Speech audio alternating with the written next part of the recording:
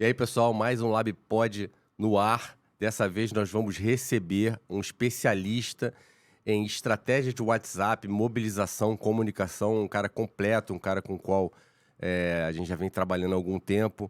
Professor Fausto Moreira, Que isso, que honra. seja bem-vindo. Bom, Mário, bom dia. Tá? Obrigado, Gabriel. Professor, É uma honra estar aqui participando e vamos bater um papo. Vamos trocar ideias aqui. Vamos lá, professor, vamos lá. Professor, é o seguinte, eu já conheço seu trabalho já há algum tempo, né? Você tem uma tese muito interessante sobre mobilização na internet, né? Mobilização em campanhas eleitorais. E eu queria que você, antes de entrar nesse assunto, você me falasse um pouco de como você chegou até aqui, né? Qual a sua estrada percorrida? Sim, mas assim, a vida é um caminho que às vezes a gente não consegue trilhar, assim, ver onde que a gente vai chegar. Eu vim de tecnologia, trabalhava com telecom, tecnologia, e de repente entrei por acaso no meio político e comecei na área de comunicação, conhecer um pouco de comunicação. E aí fui estudar comunicação, e aí foi em 2004, 2005, eu entrei para o mundo da comunicação e comecei a juntar tecnologia com comunicação. Então, o que era naquela época, ferramentas estavam começando, né, de comunicação, como Orkut, as primeiras redes. Hoje não dá para falar mais de comunicação separada de tecnologia. Então, eu fui surfando nesses dois mundos, tecnologia com comunicação, e integrando esses dois universos, né? Buscando sempre ferramentas inovadoras, métodos inovadores, para que a gente possa tentar chegar nos melhores resultados, né? Então, sempre foi esse o meu objetivo. Tá? E aí fui, de lá para cá, pesquisas, análise de cenário, comunicação integrada, até chegar hoje na minha especialização, que é mobilização em campanhas eleitorais, e um conceito que a gente trouxe, que é do marketing de embaixadores, né? E uma palavra que, às vezes, quando fala assim, o que é um embaixador? E a gente vai falar um pouco sobre o que é ser embaixador de uma marca ou de um candidato. Como é que você constrói esse processo, né? A gente conversa muito, né? E é uma conversa muito fértil, muito boa sobre a análise de cenário, né? Esse trabalho de mobilização, de construção de embaixadores, ele também te dá um feedback de avaliação de cenário, você consegue entender mais ou menos o que está acontecendo por esse processo? Sim, sim. Porque uma vez quando você começou a fazer uma espécie de uma quali, que eu achei muito inteligente e até apliquei, que você fazia uma micro quali, você conversava com o entorno do candidato. Isso é tão rico, né? Às vezes quem está perto, conhece um pouco melhor, tem um feedback, escuta, e quando isso daí é colocado você consegue ter essa escuta social, você consegue ter informações que às vezes o candidato não percebe, mas quem está ao redor percebe, né? Então, numa empresa, às vezes a recepcionista, a moça da limpeza, às vezes está vendo o que está acontecendo e o dono não está vendo. Então, é muito rico também quando você tem conexões com o entorno de uma candidatura para você ter essa escuta social. Porque essas pessoas fazem o meio campo, né? Ela está com o candidato e está com a população. Então, é bem rico esse processo. Fausto, deixa eu te fazer uma pergunta. Essas duas falando do processo aqui. O que hoje, dentro do processo orgânico, o que te limita hoje? Com a chegada do LGPD, o que aconteceu com o processo da campanha em si de mobilização digital? O que mudou depois do LGPD? Quais são as suas limitações e quais são os seus alcances hoje? Para mim, ajudou, Gabriel. Ajudou, porque o que um candidato no passado, né, ou uma marca, uma empresa falava? Eu tenho um banco de dados, eu atendi tantas pessoas, eu tenho aqui uma tabela de Excel, um banco de Access. Isso quando era orgânico. Alguns falavam, eu tenho a base de todos os telefones do Rio A de melhor Janeiro. base da história, Da quente. história, quente. Né? Pode ser a base que for. Se você quiser ligar para essas pessoas, como era no passado, eu tinha um call center. As pessoas não vão atender. Se você for mandar e-mail marketing, ou cai na caixa de spam, ou a pessoa não lê. Se você vai mandar um SMS, a pessoa só vai ver aquele SMS quando ela precisar pegar um token, receber uma notificação. Código de validação. alguma coisa Código do de tipo. validação. Então, para que serve? Ah, vou mandar uma cartinha, né? Como os políticos mandavam lá, uma cartinha de Natal e tal. A carta, hoje as pessoas abrem a caixa do correio uma vez por semana, talvez, para ver se chegou alguma coisa, se tem um lixo lá, porque é tudo no débito automático, você paga, recebe por e-mail. Então, assim, de que serve um banco de dados? De que serve uma base de dados? Então, a LGPD, ela veio para dar uma ordem a isso, né? Então, nesse método, nessa metodologia, as pessoas pedem, fazem adesão a um canal informativo. Fala, eu quero receber informações suas. Ou seja, você tem uma campanha proativa, né? Você aborda e faz a intenção da pessoa aflorar a ponto dela querer buscar o conteúdo. Isso. É isso. Perfeito. Isso. E como... mas aí é muito difícil, né? Como que eu consigo fazer com que pessoas espontaneamente vão lá, se registrem e falam, eu quero receber informações suas.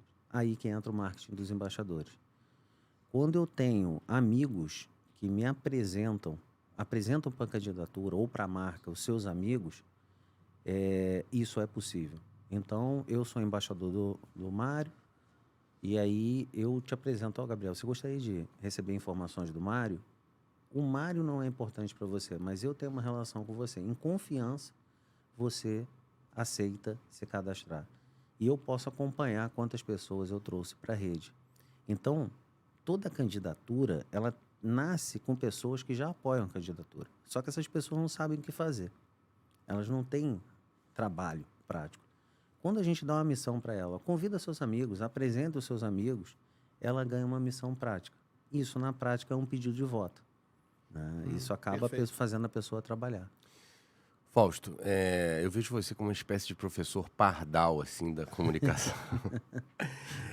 Às vezes, quando você me apresenta uma ferramenta, eu chego a ficar zonzo quando você me apresentou a ferramenta, né? Que é um negócio tão à frente que eu falo assim, caramba, esse cara, meu irmão, tá me deixando tonto aqui com esse negócio. Como é que você monta essas ferramentas? Você conta com tecnologia, com programadores, né? Você mostra como é que você quer, como é que você faz o arquétipo daquilo, né? A arquitetura do que você precisa para montar aquela ferramenta e trazer os resultados que você precisa. Como é que é esse processo? Sim, mas em 2011, engraçado que foi no dia 1º de abril, agora bater 11 anos, eu quando montei a empresa chamava Ideias Comunicação, né? E todo mundo brincava que eu tinha muitas ideias e as ideias eram... se eu vendesse cada ideia por R$10, acho que eu já estava com uma poupança boa. Mas eu quando montei a empresa, o DNA já era esse. Só que qual era a grande limitação? Eu tenho uma ideia, para tirar essa ideia do papel, eu tenho que fazer um investimento. Ou então eu tenho que fazer um business plan, eu tenho que fazer algo bem completo. E acabava as ideias ficando na gaveta. E aí alguém tocava, as coisas se perdiam. Hoje, graças a Deus, existem ferramentas que você consegue fazer um produto mínimo viável, um MVP, muito rápido. E ferramentas de programação que você consegue montar aquilo muito rápido. E isso que nós fizemos, antes eu tinha que contratar, hoje a gente já tem interno, e isso, o meu irmão comanda isso hoje, e é possível a gente criar uma ideia do papel muito rápido. Se essa ideia for viável, nós vamos melhorando ela. Quando ela está ok, a gente vai para a programação final. Então, a gente está conseguindo fazer coisas com muita velocidade e melhorando os processos, entendeu? Sem ter que ter um investimento tão pesado. Tá? Então, isso é algo que é novo, né? Isso foi as tecnologias no-code que permite hoje. Você cria aplicativos hoje sem programar, você cria software sem programar e consegue fazer isso com muita velocidade. É um Wix, vamos chamar assim, dos websites. Né? Tem isso também para programação. E a gente usa muito isso. Tá? Por isso que a gente consegue fazer coisas rápidas. Entendi. Qual é o futuro da comunicação nas campanhas eleitorais, na sua avaliação? Passa por onde o futuro aí? Como é que você entende esse cenário? Eu entendo hoje que uma campanha, ela assim, vou dar uma introdução rapidinho. Quando a gente falava de campanha, a gente falava de televisão, né? Televisão, o resto é o resto. Aí tem, mas a televisão era campanha. Então, os grandes marqueteiros, os grandes publicitários falavam, olha, eu venho com uma produtora, eu tenho... E aí, isso a gente viu o processo da televisão virando muito mais inserções do que o programa eleitoral. Para mim, o futuro de uma campanha é saber pautar pessoas. Fazer com que o discurso pegue na boca dessas pessoas e essas pessoas consigam reproduzir exatamente o argumento que a campanha quer. Então, a campanha, para mim, ela é vencida nas mesas dos bares, nos almoços, no restaurante. Então, quando você monta, você consegue pautar pessoas, para mim, é o futuro da comunicação. Você entende, então, que passa pela multiplicação de um discurso escolhido. Escolhido, capacitado, pesquisado, né? Então, é muito mais como eu ensino pessoas a vencer os debates do dia a dia. Porque hoje, com esse cenário que a gente vive no Brasil, que não deve mudar, das pessoas se interessarem por política, quando você entrega um argumento que ela vence os debates do dia a dia, ela se sente um super-herói, fortalecida, e ela dali quer chamar todo mundo para briga.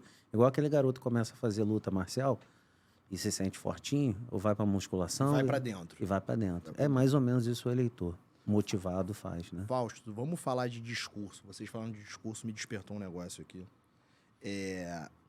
Hoje, as agências de checagem tipo Agência Lupa, né? Hoje, se você, falando de discurso e criação de pauta, cria uma pauta e esse discurso é checado por uma agência como fake news, como é que hoje você consegue lidar, hoje você consegue entrar em contato com uma agência dessa e desfazer um mito? Como é que é esse processo da checagem das fake news hoje nas suas campanhas? Olha, as fake news... Ou nunca teve, de repente nunca teve. As fake news, ela, para mim, vai ser algo que vai ter desse momento, né? Hoje, o que se mistura, o que é uma pauta verdadeira, o que é uma fake news, está cada vez ficando mais misturado, mais sofisticado. Exatamente, está difícil. Está difícil, né? Então, acho que o futuro dessas agências de checagem porque o que era aquela mentira deslavada, né? Agora ela é travestida de uma notícia, ela é muito mais sutil. Exatamente. Então, eu acho que o próprio eleitor já foi amadurecendo ao ponto de entender, né, um pouco que aquilo ali... isso aqui tem cara de fake. Então, a credibilidade das fake news, assim, grosseiras, vão morrendo. Agora, o perigo é que a gente está indo para um cenário de fake news que parece verdade realmente, né? E aí...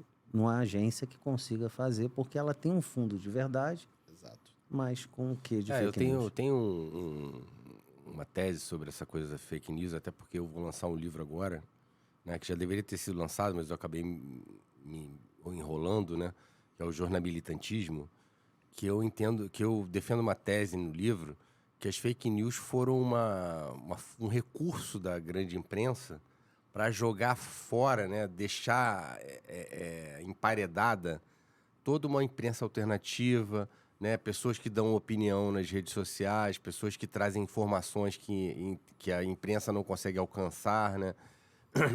Então eu vejo esse fenômeno das fake news algo muito relativo, muito relativo. Às vezes você vê na sua frente um comentarista da Globo News cometer uma fake news diante dos seus olhos. Você sabe que aquilo ali é fake news, o cara tá registrando aquilo ao vivo, às vezes, né? Então, eu não acho que as fake news hoje são importantes ou preponderantes numa eleição. Assim, queria até te ouvir sobre isso, assim, porque versão de um lado, versão de outro, como é que fica no meio ali o eleitor, no meio de várias versões, né? São muitas informações ao mesmo tempo, né? Às vezes você vê uma crise instalada, e essa crise instalada tem uma defesa, e aí fica a crise instalada junto com a defesa, junto com várias defesas, junto com várias acusações, uma confusão pro eleitor e o eleitor fica até zonzo sobre o que pensar, né? Como é que você enxerga essa usina de informação desencontrada? Esse vai um pouco com que... Tem um elo com o que o Gabriel falou sobre a questão da LGPD, né? Antes, eu percebia que a informação, os robôs, né, o spam, a gente pegou casos, assim... Eu lá atrás eu tinha uma ferramenta de torpedo de voz, né? Eu pegava aqui, marcava a Barra da Tijuca, esse quarteirão todo, tocava todos os telefones fixos aqui com uma mensagem de voz. E isso as pessoas davam credibilidade a uma mensagem que chegava por telefone, né? E tivemos casos de candidatos aqui, até aqui no Rio, que perderam eleição com fake news que chegavam desse tipo. Altineu Corte perdeu a eleição em Itaboraí com uma fake news na véspera da eleição. Ou seja, você tinha credibilidade à mensagem. Hoje em dia, não tem mais essa credibilidade na mensagem. A credibilidade é quem te dá a mensagem. Então, cada pessoa tem o seu grupo que você escuta. A sua credibilidade vem daqui não tem credibilidade. Então, isso vem mudando bastante. Não a grande imprensa tinha a credibilidade, como você falou, e agora não tem mais.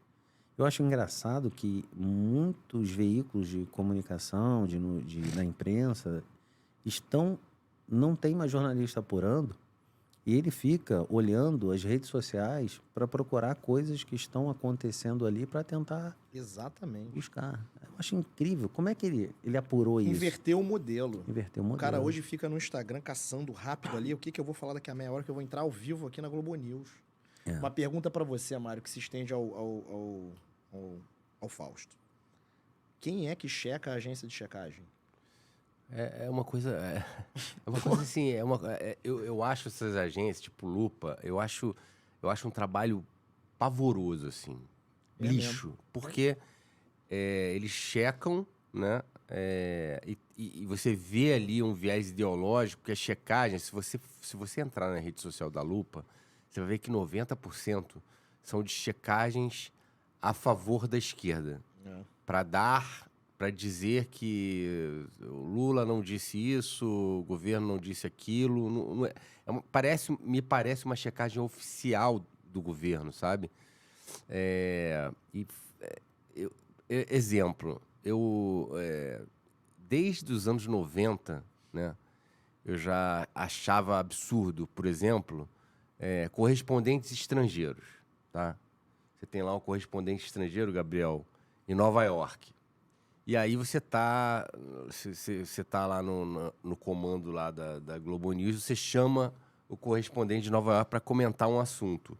O que esse cara está comentando é simplesmente o que está escrito em algum lugar, em algum site, ou na Reuters, ou em France Press, ou enfim, qualquer agência dessa internacional. Ele repete o que está escrito ali, ou seja, não tem apuração nenhuma. Então, se por acaso tiver ali uma fake news numa dessas agências, uma dessas matérias, simplesmente a correspondente ela está repetindo a fake news. Quer dizer, que ela não apurou nada, não checou nada, está simplesmente repetindo. Assim, na minha visão de jornalista, não deveria nem mais existir correspondente. A não ser que correspondente de guerra, o cara tá lá no campo de guerra, o cara tá apurando em loco. Agora, o cara que tá lá, sentado no estúdio. Oi, esqueci até o nome da menina.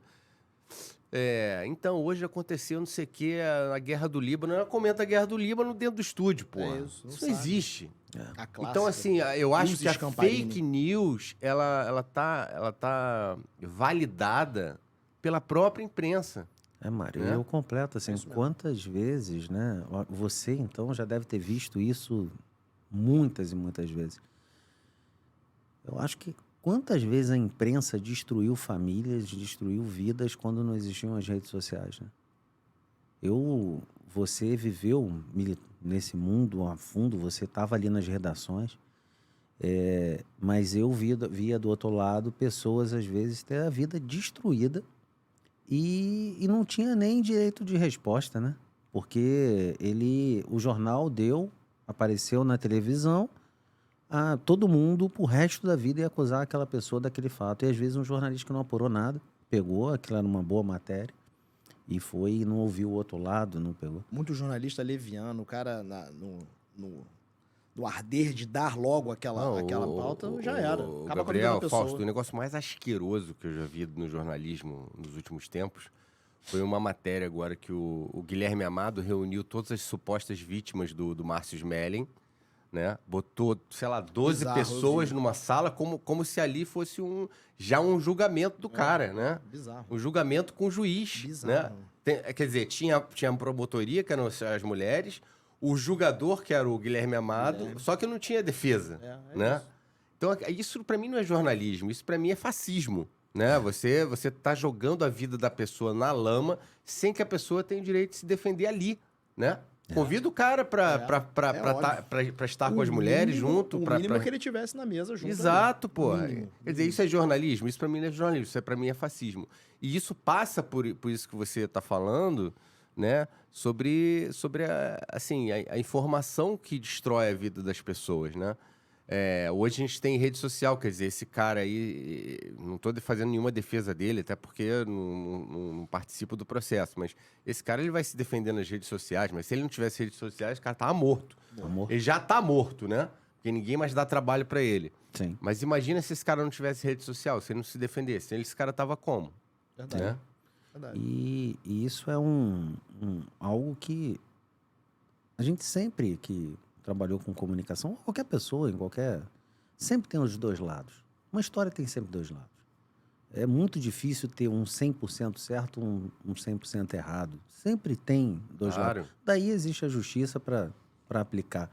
Mas esse efeito da rede social também, que me incomoda bastante hoje, eu acho que é um desafio para a gente e para quem se expõe, ou quem quer se expor numa campanha, por exemplo, que é o efeito do cancelamento. Eu acho que hoje as pessoas entram na rede social muito mais para cancelar coisas, porque você está cheio de para agregar positivamente alguma coisa. Porque você recebe tanta informação que você começa a filtrar. Isso eu não quero, isso eu não quero, isso eu não quero, isso eu não quero.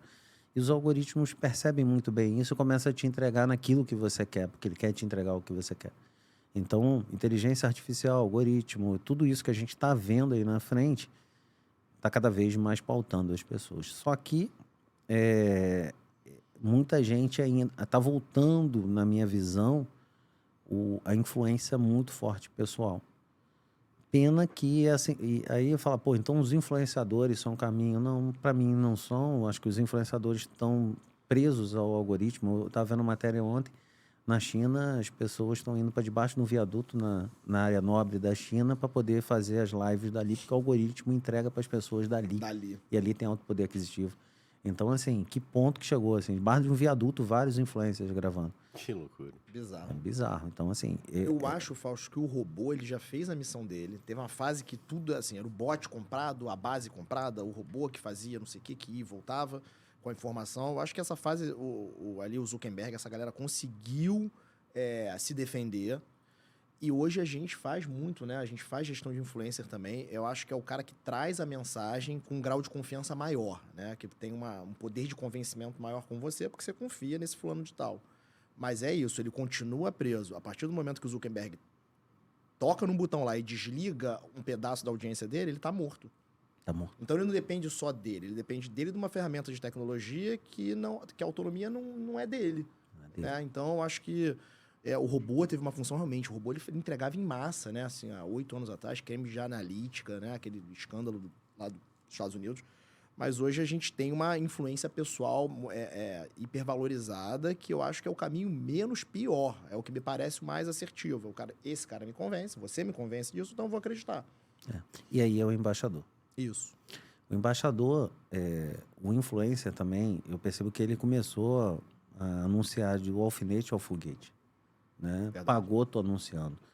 Hoje tem que ter uma curadoria muito melhor. Acurada. Curadoria acurada. Acurada, né? Aqui, esse podcast, para ter credibilidade, ele tem que trazer pessoas que tenham credibilidade. Se alguém vier aqui, eu quero participar, vou pagar, vou lá, você acaba perdendo a credibilidade. E aí, eu percebo que muitos influencers foram isso, não construíram uma identidade. E um mundo nichado, né? Cada vez mais nichado, né? Você tem nichos de atuação que, às vezes, a pessoa quer expandir o nicho e acaba ficando generalista, né? Então, a criação de comunidade, você ter a sua comunidade própria. Então, o grande medo das redes sociais é começar a diversificar. E já está diversificando. Você tem o TikTok, aí você tem várias redes que estão começando a nichar públicos, nichar perfis, nichar tipo de conteúdo. E essa segmentação ela vai acontecer cada vez mais forte. Perfeito. Fausto, a gente que trabalha com avaliação de cenário, a gente tem algumas ferramentas. Parece, Gabriel, que quando a gente recebe essas ferramentas e começa a analisar as ferramentas, parece que o mundo se abre. Parece que, né, a gente, nossa, é isso que a gente tem que fazer, né? É uma coisa fascinante, né? Quando você pega uma pesquisa qualitativa junto com uma pesquisa quantitativa e junto com o monitoramento de imagem na internet e com todas as ferramentas que você tem de medição, né, de rede social, que eu queria que você falasse. Eu queria que você explicasse, até para o público mais leigo, né, nosso professor, você explicasse, assim, como você capta as informações de cada uma dessas ferramentas, né? Como é que você... para avaliar o cenário. Olha, eu acho cada vez mais a qualitativa poderosa, né?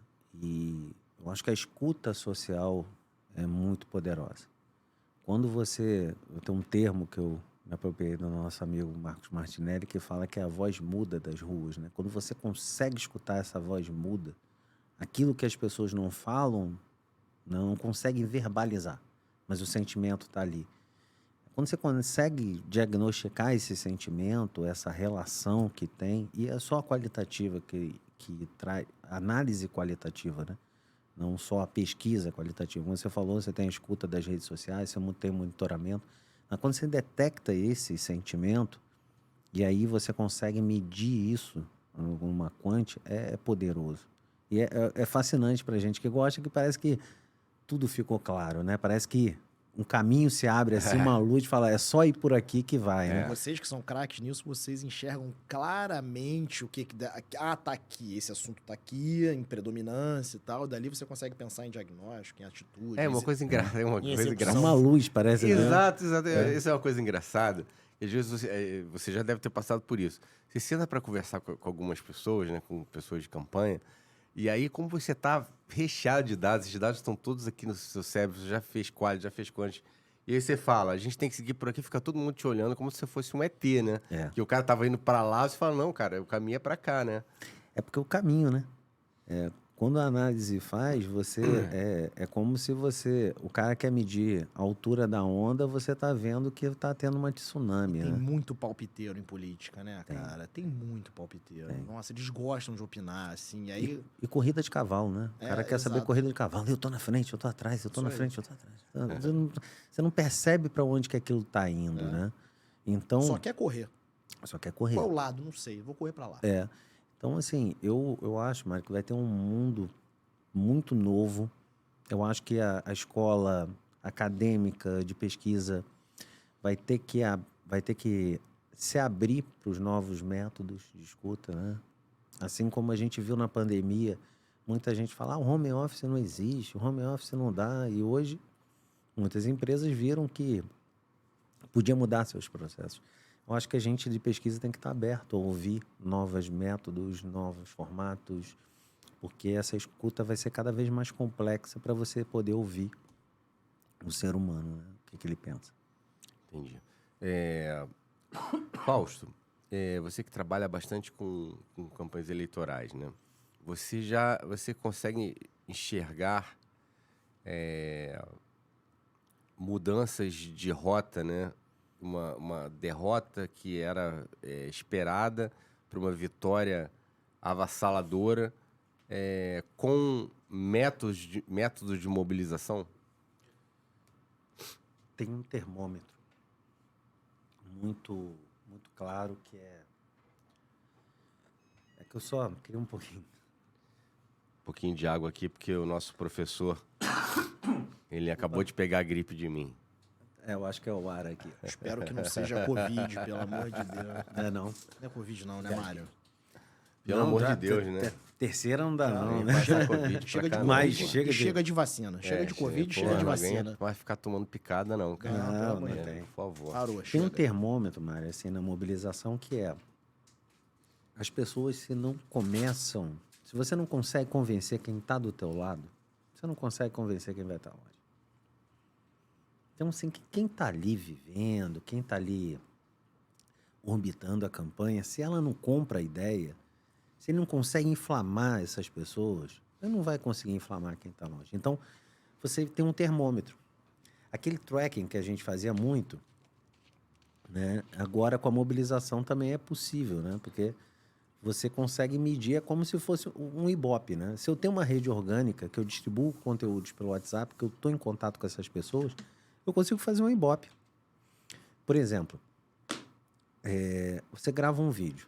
Antigamente você tinha que contratar pessoas externas para ter opinião sobre aquele vídeo, se aquele vídeo emocionou, qual foi a impressão que você teve, o que você achou. Hoje eu consigo pegar esse conteúdo, tem uma rede, por exemplo, estou agora tocando uma campanha, nós temos uma rede de 50 mil embaixadores. Eu mando para 50. Aí eu quero falar, não, eu quero ouvir as mulheres jovens. Eu mando para as mulheres jovens e peço para ela responder um survey. O que você achou? E esse survey pode ser dinâmico, pode ser uma pessoa falando alguma coisa ou um áudio. Então, aquela escuta que a gente fazia de uma forma que tinha que botar numa sala todo mundo para ouvir, hoje eu posso ter o feedback quase que em real time.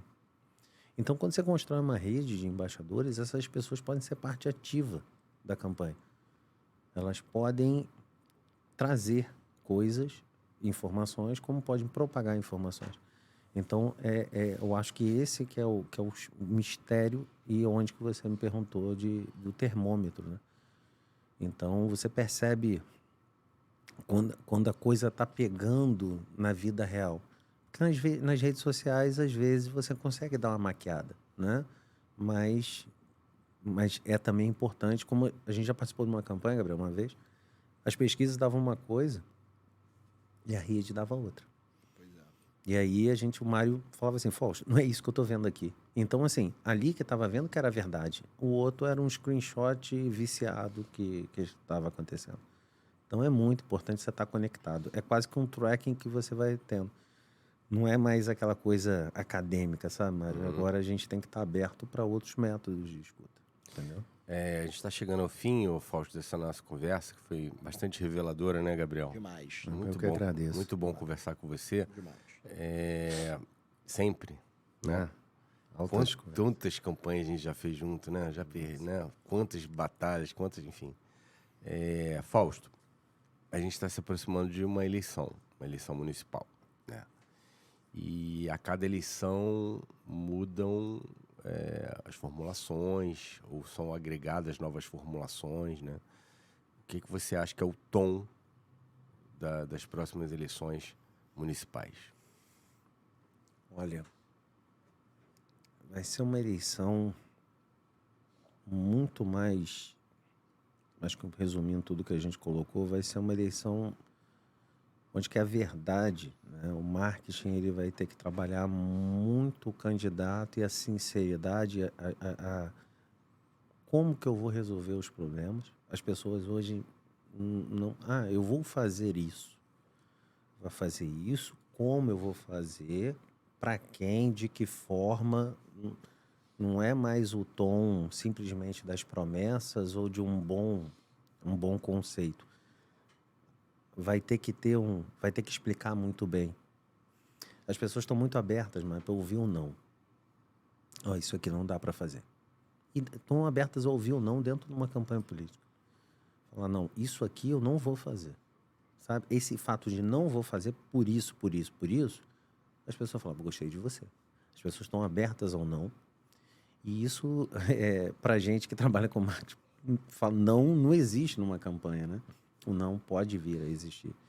Então, o tom vai ser o tom, para mim, cada vez mais sincero e menos floreado. As lindas imagens. Acho que as pessoas estão querendo... A emoção vai estar, o voto é emoção, mas uma emoção, um quê de racionalidade bem forte. Não vai ser qualquer discurso vazio que vai fazer alguém mudar a sua opinião.